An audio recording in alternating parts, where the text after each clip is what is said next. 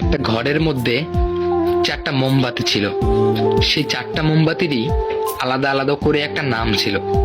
প্রথমটার নাম ছিল শান্তি, আর যেটা 2 নাম্বার তার নাম ছিল বিশ্বাস, আর যেটা 3 নাম্বার তার নাম হলো ভালোবাসা, আর সর্বশেষ যেটা তার নাম হলো আশা। তো জ্বলতে জ্বলতে হঠাৎ করে শান্তি নামের মোমবাতিটি নিভে গেল। এখন 2 নাম্বার মোমবাতি মানে বিশ্বাসের মোমবাতিটি বলতেছে, যেখানে শান্তি নেই সেখানে বিশ্বাস থেকে কোনো লাভ নেই, আমিও নিভে যাব। এই কথা বলে বিশ্বাস নামের মোমবাতিটিও নিভে গেল।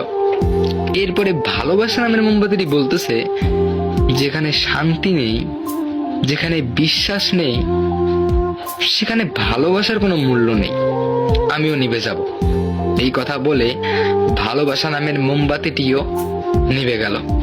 তারপরে কিছুক্ষণ পরে ওই রুমের মধ্যে একটা ছেলে আসলো। সেই ছেলেটি এসে দেখে তার 3টা মোমবাতি নিভে গেছে। এখন ছেলেটা অনেক চিন্তায় পড়ে গেল যে এই 3টা মোমবাতি আমি কিভাবে জ্বালাবো, আর একটা আছে, এটা যদি নিভে যায় তাহলে সব শেষ। তখন যে একটা আছে সেই মোমবাতির নাম ছিল কিন্তু আশা। তো সেই আশা নামের মোমবাতিটি বলতেছে, এই যে ভাই, তুমি চাইলে আমাকে দিয়ে এই 3 জনকে আবার জ্বালিয়ে দিতে পারো। তো ছেলেটা তাই করলো, সেই মোমবাতিটিকে দিয়ে এই 3 জনকে আবার জ্বালিয়ে দিল। কত সুন্দর না? আচ্ছা, এই গল্প দ্বারা আপনি কি শিখলেন?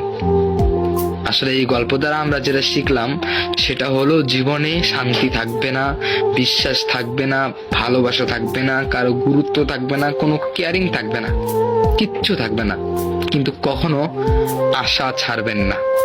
জীবনে কি পাইছি কি পাই নাই, কোথায় ঠকে গিয়েছি কোথায় জিতে গিয়েছি, এগুলো কখনো ভাববেন না।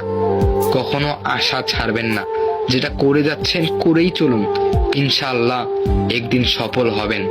তবে আশা ছাড়বেন না।